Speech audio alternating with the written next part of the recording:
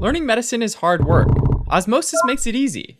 It takes your lectures and notes to create a personalized study plan with exclusive videos, practice questions, and flashcards, and so much more. Try it free today. Parkinson's disease, which is sometimes called Parkinson disease, Parkinson's, or PD, is a movement disorder where the dopamine-producing neurons in the substantia nigra of the brain undergo degeneration.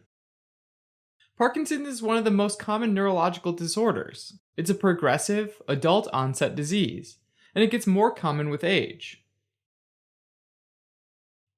Most of the time, there's no known cause, but in a few cases there might be a genetic cause, like mutations in the PINK1, Parkin, or alpha-synuclein genes. And in rare cases, Parkinsonian symptoms might be caused by MPTP, a toxic impurity that can be found in the recreational drug MPPP, or desmethylprotein, which is a synthetic opioid. In other people, one or more risk factors, rather than a single outright cause, might contribute to Parkinson's. For example, pesticide exposure or DNA variants in genes like LRRK2. No matter what the cause is, Parkinson's derives from the death of dopamine-producing or dopaminergic neurons in the substantia nigra. The name substantia nigra means black substance, since it's darker than other brain regions when you look at a slice of the brain on an autopsy. We usually refer to the substantia nigra as if it's a single location, but there are actually two of these regions in the brain, one on each side of the midbrain. The substantia nigra is a part of the basal ganglia, a collection of brain regions that control movement through their connections with the motor cortex. In Parkinson's, these darkened areas of substantia nigra gradually disappear. Under a microscope, Lewy bodies, which are eosinophilic, round inclusions made of alpha-synuclein protein, are present in the affected substantia nigra neurons before they die. The function of alpha-synuclein is unknown, as well as the significance of Lewy bodies, and they're both found in other diseases, like Lewy body dementia and multiple system atrophy. The substantia nigra actually can be split into two subregions. First, there's the pars reticulata, which receives signals from another part of the basal ganglia called the striatum, which is a term for the caudate and putamen put together, and relays messages to the thalamus via neurons rich in the neurotransmitter GABA, also known as gamma-aminobutyric acid. Second, there's the pars compacta, and this is the part of the substantia nigra affected in Parkinson's.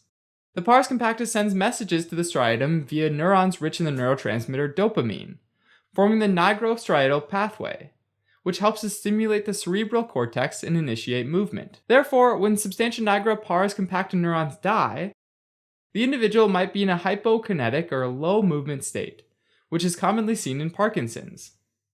In addition to simply initiating movements, the substantia nigra helps to calibrate and fine-tune the way that movements happen, which leads to the clinical features of Parkinson's.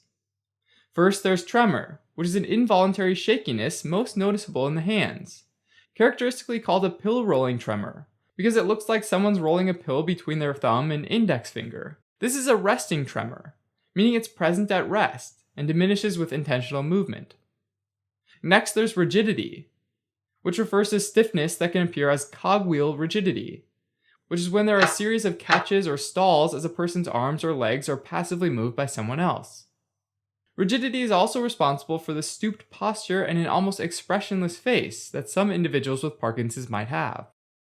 Next up is bradykinesia, which is slow movement, hypokinesia, which is lessened movement, and akinesia, which is an absence of movement, and all three result from difficulty initiating movements.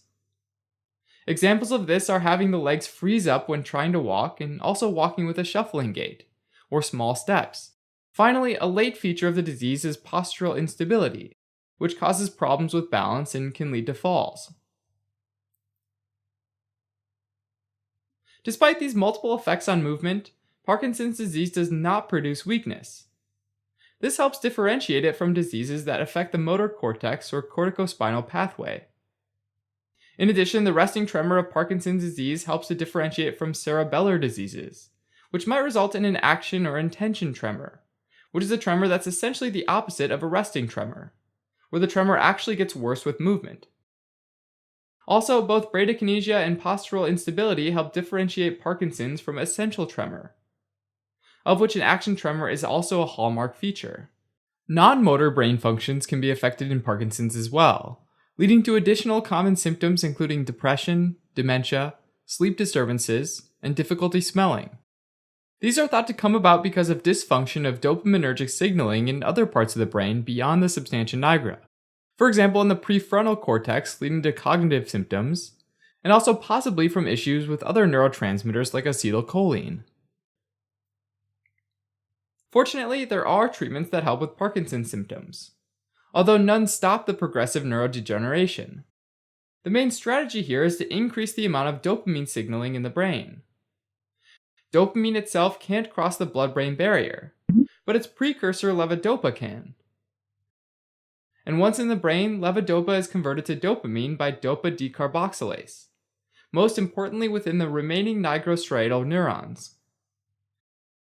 Peripheral dopa decarboxylase also exists, which can metabolize levodopa into dopamine before it gets through the blood-brain barrier, and via additional enzymes, metabolize it into other catecholamines like epinephrine, which can cause unwanted side effects like arrhythmias.